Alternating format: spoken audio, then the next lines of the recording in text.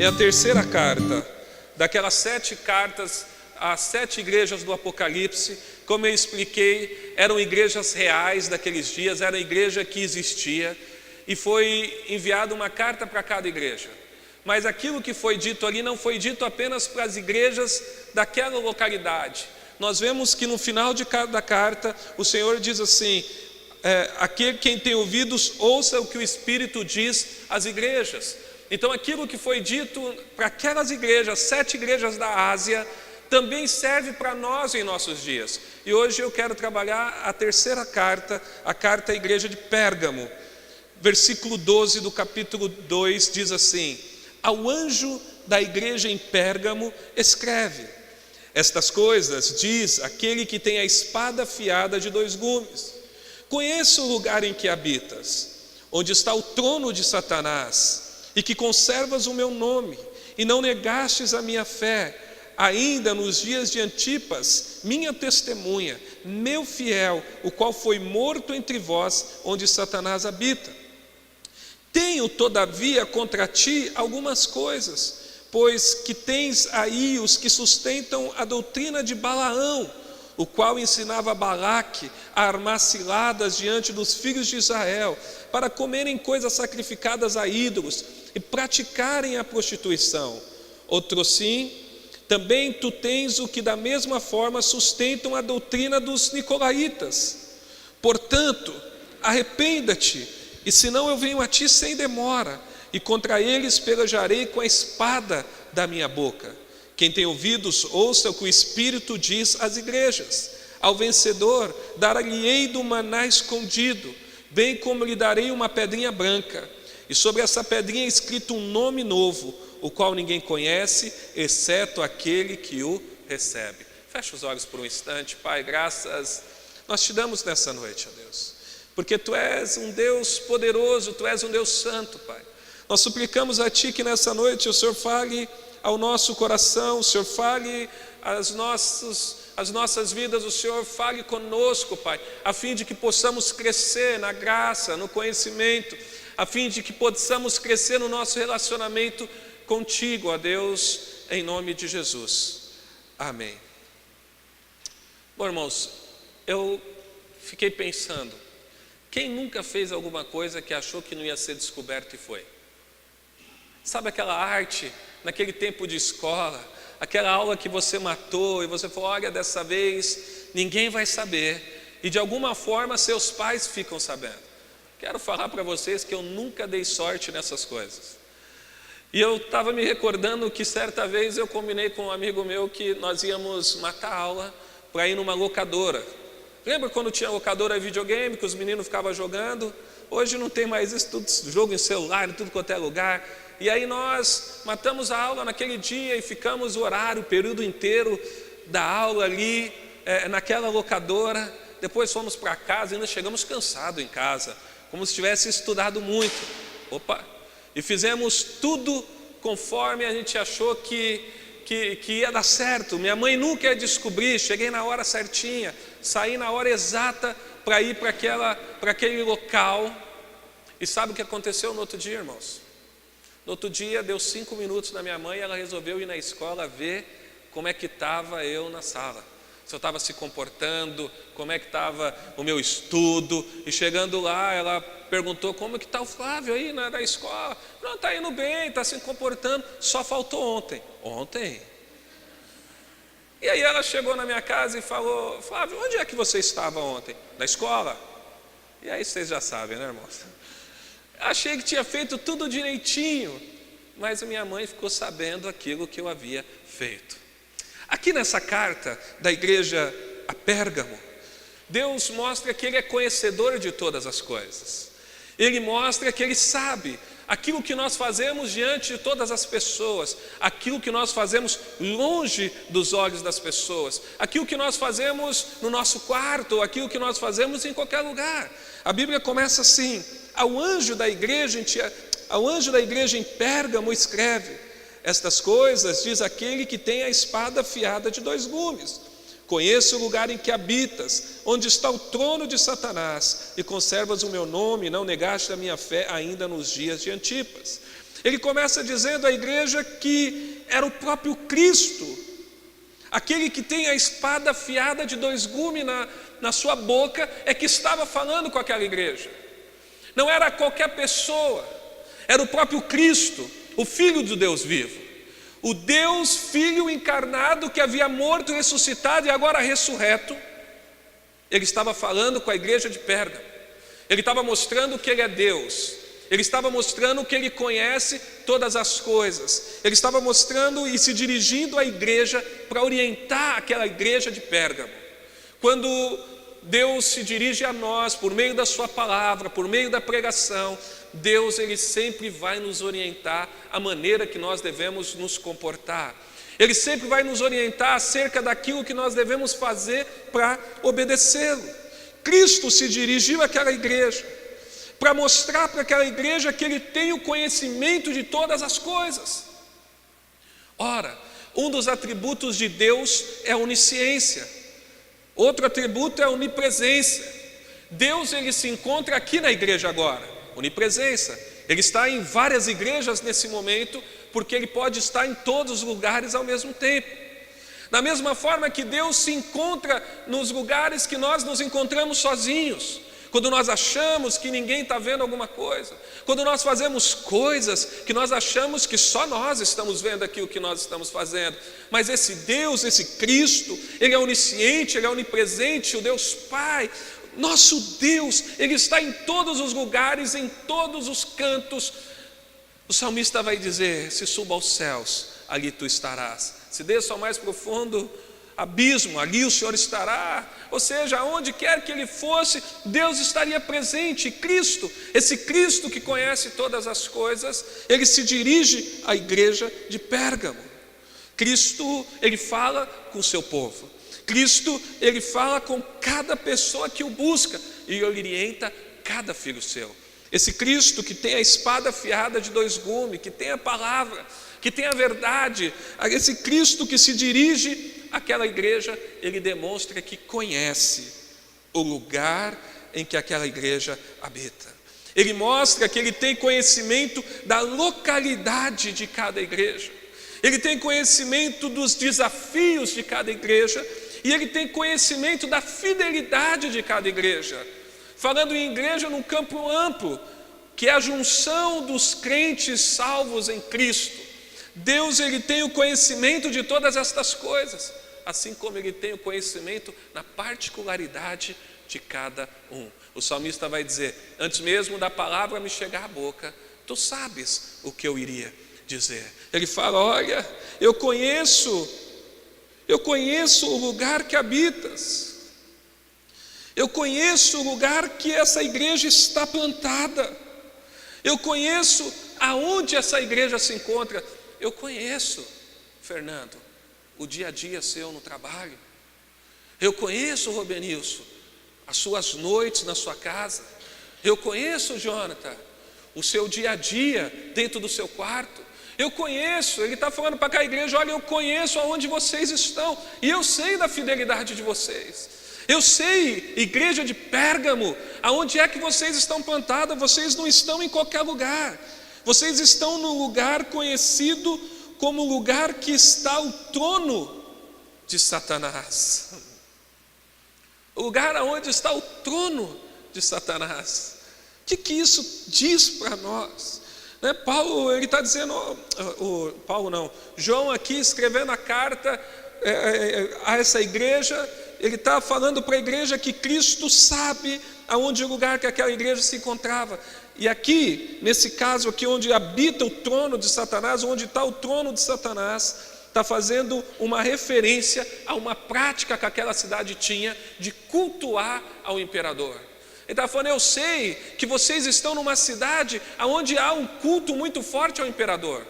Há quem diga que também nessa cidade, os historiadores dizem que tinha um templo a Zeus. Ou seja, era um lugar onde tinha um grande movimento de idolatria, culto ao imperador, o culto a Zeus.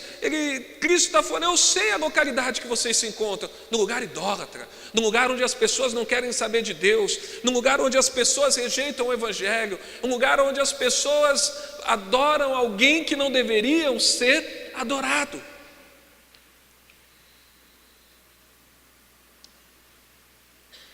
E aqui, ele vai dizer assim, no versículo 13: e que conserva o meu nome e não negastes a minha fé.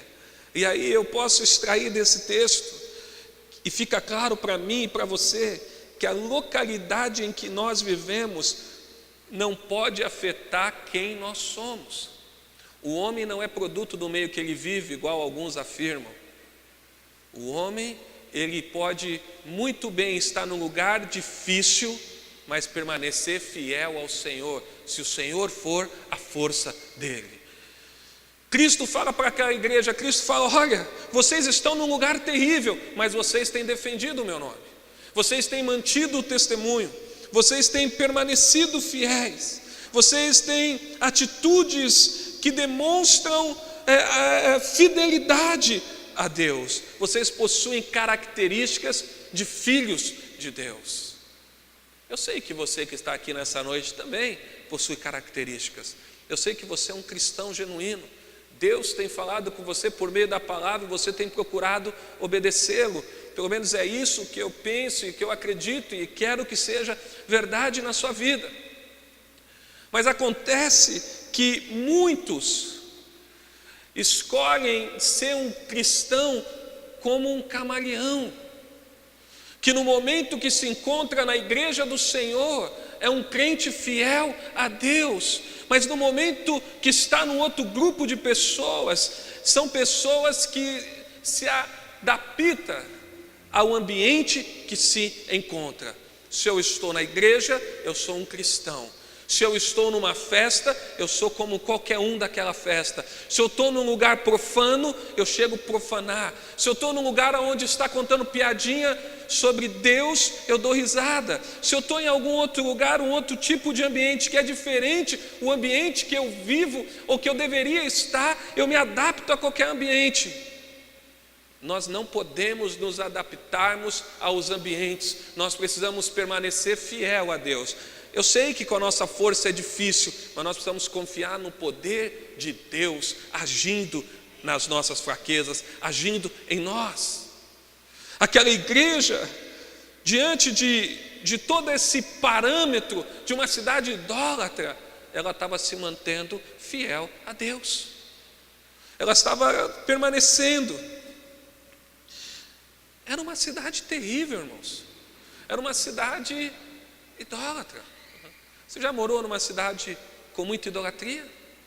Onde as pessoas não adoram a Deus, mas adoram outras coisas? É uma cidade difícil. Eu já fui em cidades onde a idolatria era tão grande, assim, que a verdadeiro evangelho era difícil ser pregado naquele lugar, porque as pessoas eram muito idólatras. A Bíblia, ela aponta várias vezes nas Escrituras algo que fica claro para nós, uma demonstração clara de que a idolatria Deus abomina, porque a idolatria divide a glória de Deus. E eu sempre digo aqui, vou repetir nessa noite: idolatria não é só adorar santo, idolatria é tudo aquilo que toma o lugar de Deus no nosso coração. Um vício é uma idolatria, porque ele suplanta o primeiro lugar de Deus em nossas vidas. O vício ao álcool, o vício à bebida, o vício ao trabalho, o vício à diversão, o vício à viagem, o vício a uma série de coisas, tudo isso suplanta. Quando isso toma o lugar de Deus, nós estamos idolatrando. Não só o vício, mas uma série de outras coisas. Aquilo que no nosso coração tem o lugar, aquilo que tem no nosso coração o lugar que deveria ser de Deus, isso é idolatria. Cuidado, porque a gente tem visto uma geração de pessoas cristãs que idolatram uma série de coisas, e a Bíblia abomina isso. Eu não estou dizendo que você não pode viajar, eu não estou dizendo que você não pode gostar dessas coisas, deve gostar e cuidar, mas eu estou dizendo quando isso toma o lugar de Deus no coração. Fica claro para nós que se Deus abomina a idolatria, nós devemos cuidar para que o nosso coração não seja idólatra. Aquela igreja diante dessa cidade idólatra, ela recebe uma palavra de Cristo que eles estão conservando o nome do Senhor Jesus. Eles estão conservando. Como é que alguém conserva o nome? Pelo testemunho, pela fidelidade, pela posterioridade, né? A gente tem um filho, o filho leva o nome, que vai ter outro filho que vai levar um nome. Porque quando um casal tem somente uma filha mulher, às vezes a família vai acabar aqui, né? Porque geralmente é o nome do marido. Hoje mudou um pouco, né? Pode inverter tudo aí, mas antigamente o sobrenome do marido ia na mulher, no nome da mulher, ou seja, de maneira que se você tivesse só uma filha, a continuidade da sua família não acontecia. Você precisava ter um filho homem para continuar a sua semente. Cristo fala para a igreja: vocês estão conservando o meu nome. Ou seja, vocês estão pregando mesmo numa cidade idólatra. Vocês estão anunciando o evangelho, vocês estão dando um bom testemunho, vocês estão sendo fiéis a Deus. E mais do que isso, Cristo fala para eles: vocês não estão negando. Vocês não estão negando a fé. Diante das tribulações, diante das perseguições, e aí nós vamos ver um caso de morte aqui. Mesmo no tempo de Antipas, que foi morto pelo que ele era um fiel a mim, vocês não negaram a fé. Vocês permaneceram firmes. Vocês creram no Evangelho. Vocês permaneceram nas Escrituras. Vocês não trocaram a fidelidade de vocês por um prato de lentilha. Vocês não trocaram o testemunho de vocês por alguma coisa, por uma aprovação externa. Vocês permanecem fiéis. Vocês percebem que existem momentos na nossa vida que nós somos tentados a negar a fé para ser aprovado por alguém que está ao nosso lado? Negar a fé por ser aprovado por um grupo de pessoas que não são cristãs e que de alguma forma nos rejeitam, a gente dá uma negada. Não, aquela igreja permaneceu mesmo diante da tribulação. Eu e você precisamos permanecer mesmo diante da reprovação da sociedade. Nós somos cristãos, nós precisamos conservar o nome do Senhor. A igreja de Pérgamo estava conservando, estava abraçada nessa verdade, estava sendo fiel a isso. Eles tinham uma fé genuína, firmada em Cristo, embora alguns ali cometiam alguns erros, mas eles tinham uma fé genuína, firmada em Cristo, na verdade, inabaláveis no poder do Espírito. Só que mesmo assim Cristo fala: olha, eu tenho algumas coisas contra vocês. Eu tenho algumas coisas que estão acontecendo aí, porque alguns, não está falando da igreja inteira. A igreja tem o trigo e a igreja tem o joio. Alguns estão cometendo algumas coisas. Olha o que diz aqui o versículo 14 e 15. Tenho, todavia, contra ti algumas coisas, pois que tens aí no meio alguns que sustentam a doutrina de Balaão, o qual ensinava a Balaque a armar ciladas diante dos filhos de Israel para comerem coisas sacrificadas a ídolos e praticarem prostituição. Outros sim, também tu tens os que da mesma forma sustentam a doutrina dos nicolaítas. Ou seja, havia alguns ali que faziam coisas que estavam incomodando a verdade. Alguns que ali estavam sustentando a doutrina de Balaão. E qual era essa doutrina? Qual era a doutrina de Balaão? Eram pessoas que prestavam serviços religiosos com vistas em lucros, com vistas em ter vantagens, pessoas que eram movidas por ganância. Balaão, ele era um profeta que gostava de dinheiro, irmãos. Então a gente vai ver que, embora há um texto registrado nas Escrituras que é dele, se não me falha a memória, Deus não é homem para que minta, nem filho do homem para que se arrependa. Ele falou isso, ele é o mesmo que no final a Bíblia condena, porque era um homem mercenário. E aí Jesus fala: olha, vocês têm sustentado alguns desses. Vocês têm sustentado alguns que defendem, que vivem, que seguem essa doutrina, que sustentam essa doutrina de Balaão. Não é difícil olhar nos nossos dias igrejas cujo seu pastor é movido pelo desejo do lucro, cujos seus pastores e os seus líderes têm no momento da oferta a principal palavra. Em alguns casos o momento da oferta é maior do que a palavra de Deus, porque para eles o importante é somente arrecadar. E muitos estão sustentando esses picareta. Então a gente tem que olhar que a Bíblia está condenando. Tem aí entre vocês aqueles que sustentam a doutrina de Balaão. Mas eles não param por aí. Ele fala, olha, e tem outros aí que sustentam a doutrina dos nicolaítas. Qual que era a doutrina dos nicolaítas? Agora você vai ver como era sério. Os nicolaítas eram uma seita que defendia um comportamento sem regras. Era uma seita de indisciplina. Era uma seita contrária à decência. Era uma seita desregrada na moral e na sexualidade. Ou seja, tem algumas traduções que traz o termo licenciosidade. Ou seja, era uma seita sem regra. E alguns ali estavam defendendo que pode fazer o que quiser, pode viver da forma que quer.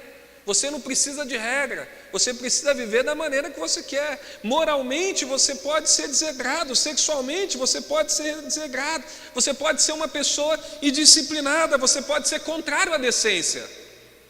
Gente, esse mundo é um mundo sem regra, e isso tem invadido as igrejas, isso tem invadido alguns lugares, isso tem tomado lugar em alguns lugares. Essa modernidade, essa pós-modernidade que nós estamos vivendo é a geração, é uma geração que cada um quer fazer do seu jeito.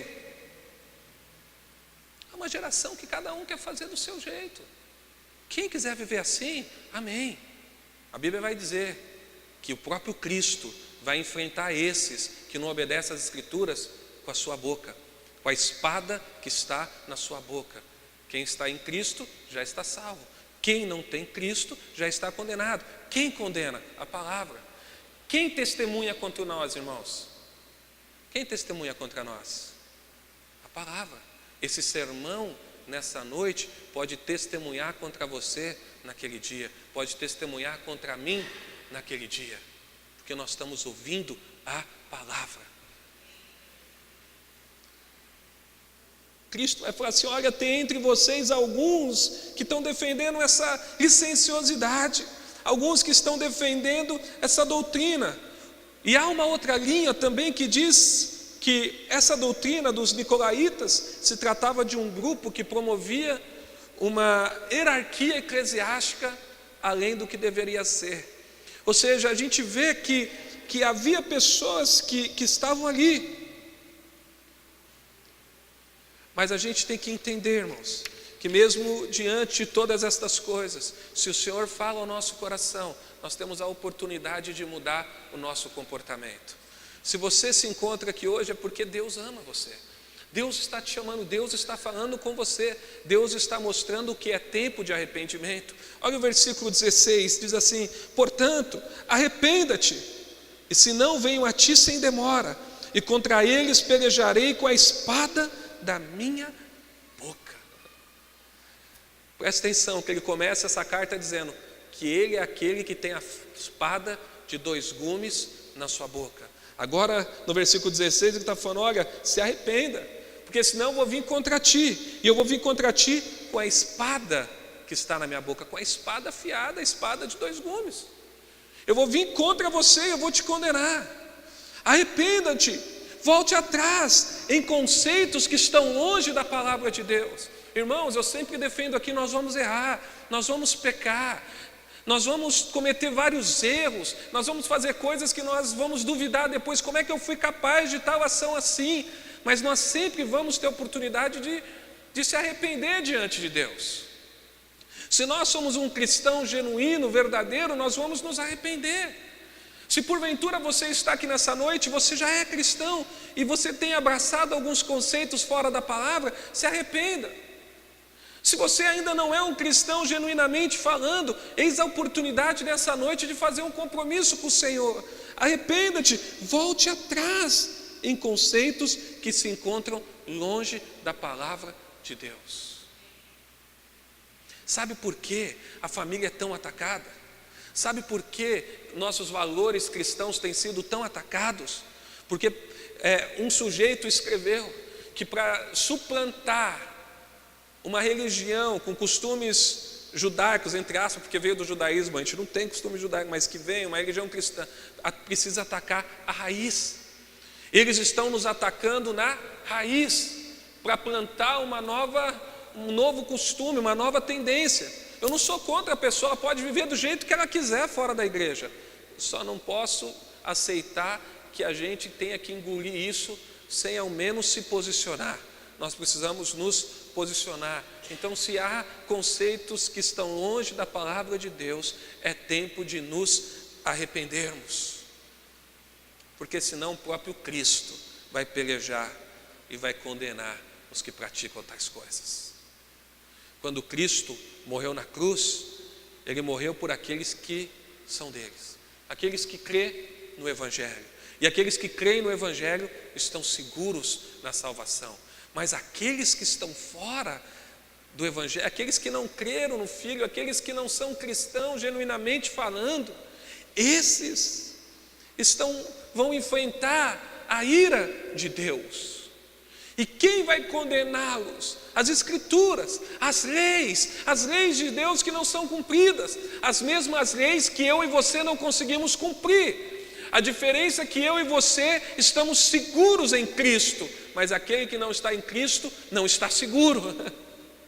Não é porque nós somos melhores, é porque Jesus nos garante. Então aqueles que estão fora precisam entender que é necessário arrependimento, é necessário mudar o costume, mudar o conceito, porque senão as boas novas que salvam também são as boas novas que condenam. A mesma palavra que salva é a palavra que condena.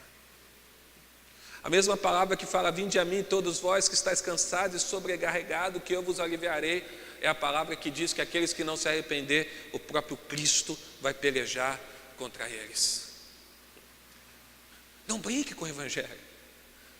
Ele é doce, ele salva, ele produz alegria, mas ele traz dor, ele traz condenação para aqueles que não estão em Cristo Jesus. Eu não quero aqui te constranger, longe disso. Eu não quero aqui causar medo em você, eu não quero que você faça nada pressionado, mas eu quero que você entenda que há uma necessidade de arrependimento para todos nós. Nós precisamos nos arrepender diante de Deus e entender que se nós estamos em Cristo, Ele é suficiente para nós. Olha o versículo 17: quem tem ouvidos, ouça o que o Espírito diz às igrejas. Ao vencedor dar-lhe-ei do maná escondido, bem como lhe darei uma pedrinha branca, e sobre essa pedrinha é escrito um nome novo, e qual ninguém conhece, exceto aquele que recebe. As boas notícias é que ao vencedor, ele vai receber do maná escondido. Maná escondido não é o mesmo maná que o povo no deserto comeu e morreu, mas traz o mesmo sentido. Quando o povo estava no deserto, eles comeram e foram sustentados por maná do céu, até eles saírem dali. Hoje nós temos o pão vivo que desceu do céu, e ao vencedor vai se alimentar desse maná escondido. Maná aqui está se referindo à suficiência de Cristo. Aquele que permanecer, aquele que se arrepender, aquele que crê no Evangelho, tem a suficiência em Cristo. Em Cristo nós temos tudo o que nós precisamos. Em Cristo nós temos forças para vencer tudo aquilo que nós precisamos vencer. Em Cristo todas as nossas necessidades são supridas. Ele é suficiente para nós. Ele é suficiente para a nossa alegria, Ele é suficiente para nós continuarmos a caminhada, Ele é suficiente para que nós não sejamos condenados, Ele é suficiente para que nós trilhamos essa jornada da qual nós somos peregrinos. Ele é suficiente. Você não precisa correr atrás do vento para ser feliz. Está ouvindo o que eu estou dizendo? Você não precisa correr atrás do vento para ser feliz. Você não precisa correr atrás de coisas que são momentâneas. Não, de maneira nenhuma. O Senhor é na sua vida suficiente para você ser feliz. Ele é suficiente para você ter um coração grato a Deus. Ele é suficiente para Ele ser alegria sua. E aí ele termina com essa fala linda, né? Como lhe darei uma pedrinha branca. Aqui é bom esclarecer, não é que você vai ter um novo nome lá, você vai ganhar uma pedrinha que foi um novo nome. Essa pedrinha branca era um costume de juramentos de votar para absolvição. Ou seja, a pessoa era condenada e a pedrinha branca ela dava absolvição. A pessoa era absolvida, que fala, né, Jonas? Absolvida diante do julgamento. O que a palavra de Deus está dizendo aqui é que você vai comer do maná escondido, Cristo vai ser suficiente na sua vida, e mais, você vai estar absolvido da sua culpa. Sabe, eu não estou falando de uma culpa de matar a aula como meu exemplo no início. Eu estou falando de uma culpa que todos homem carrega, uma culpa que todos nascem culpados por causa do pecado de Adão. Todos herdam a natureza adâmica, todos já nascem condenados, mas aqueles que estão em Cristo recebem essa pedrinha branca. Essa pedrinha branca é a segurança da absolvição. É como se Deus estivesse falando: você vai estar absolvido, você não vai ser condenado, você não vai ser de maneira alguma, vai perder a sua salvação, você vai estar seguro em Cristo. A Bíblia diz: aquele que vier a mim, de maneira alguma lançarei fora. Quem já viveu por muito tempo com aquele medo de morrer? Principalmente depois de você fazer algo que você não devia ter feito. Se eu morresse agora, eu ia para o inferno. Alguém já pensou assim? Não precisa pensar. Não depende de você. Não depende, é o vencedor. Ele tem a garantia de salvação. Não depende da tua perfeição, você não é perfeito. Depende da perfeição de Cristo. Você só precisa crer nele, você só precisa se arrepender diante dele, você só precisa abraçar essa suficiência que ele te oferece. É como se Cristo estivesse falando: você tem a garantia de que não será condenado. E não é uma garantia como aqueles dois que fizeram delação e estão presos lá, não. Não é uma garantia que muda, é uma garantia permanente de absolvição. É uma garantia que em Cristo você não tem culpa, porque a sua culpa já foi sobre ele na cruz do Calvário. Você está coberto da graça de Deus, você está coberto pela justiça de Cristo Jesus. Romanos 8:1 diz: agora, pois, já nenhuma condenação há para aqueles que estão em Cristo Jesus. Nenhuma condenação está sobre o povo de Deus, nenhuma condenação está sobre a minha vida, nenhuma condenação está sobre a sua vida, porque o Senhor é a nossa vitória, porque o Senhor é a nossa absolvição, porque o Senhor é a nossa justiça, porque é Ele que garante a nossa vitória. Eu não sou mais do que vencedores porque eu conquisto as coisas, eu sou mais que vencedores porque Cristo está na minha vida e eu em Cristo por meio da fé. E eu sou mais que vencedor porque Cristo me salvou, e o inferno não vai me ter, nada vai me deter, a morte não vai me deter, porque em Cristo eu venço a morte. Em Cristo eu estou garantido por toda a eternidade no céu. Eu não preciso temer, Ele é a minha alegria, Ele é a minha segurança, porque Cristo morreu por você e nele você está salvo. Entenda que você não precisa correr atrás do vento, você tem Cristo, Ele é suficiente para a sua vida. E arrependa-se nessa noite e esteja seguro, garantido diante de Deus a tua salvação. Cristo é a minha, Cristo é a sua segurança. Feche os seus olhos, curva a sua cabeça em nome de Jesus.